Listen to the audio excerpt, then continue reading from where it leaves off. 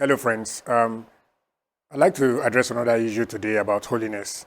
And this is the question I hear all the time. Does holiness mean perfection? Well, a simple answer to that is no, it does not. 2 Corinthians chapter 7, verse 1 says, "Having therefore these promises, let us cleanse ourselves, dearly beloved, from all filthiness of the flesh and of the spirit, and maturing in holiness in the fear of God." If the Bible tells us to mature in holiness, it suggests that holiness is not something that you suddenly just grab. And it's not something that, it doesn't mean perfection, because if you're already perfect, then it would be impossible for you to be improving in perfection. The Bible says, perfecting holiness, maturing in holiness in the fear of God. This is the same church that he had written to in chapter 1. You see him call them saints. If they were saints, why do they need to mature in holiness again? The reason is because holiness is two things. It's not perfection. It's two things. It's first, it's an identity thing. I mean, a dog gives birth to dogs. A goat gives birth to goats. A holy God gives birth to holy children. So it's an identity thing. It's in our DNA. That's the first part that holiness means. The second is the behavior of God, which as a result of the DNA that God has infused us with, which is a holy DNA, we now reflect the holy DNA in our behavior, in our relationship with people, in everything that we do. That's the part of holiness that needs perfection.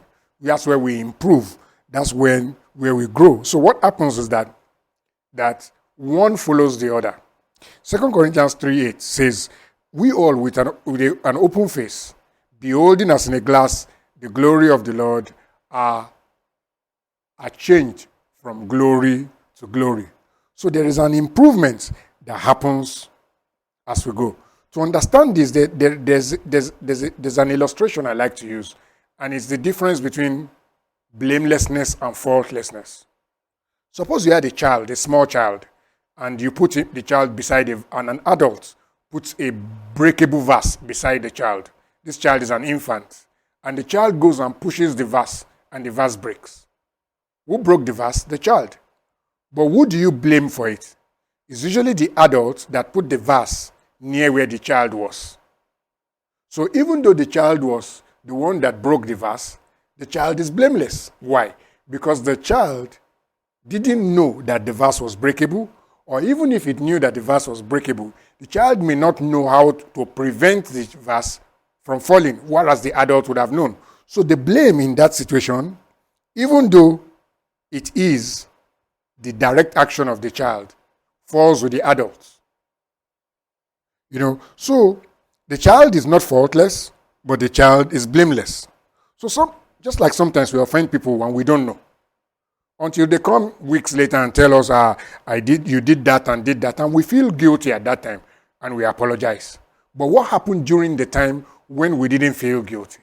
It's not like we didn't offend the person, but we didn't know that the person felt it that way. We didn't understand the feelings of the person to the point where we knew that they were offended.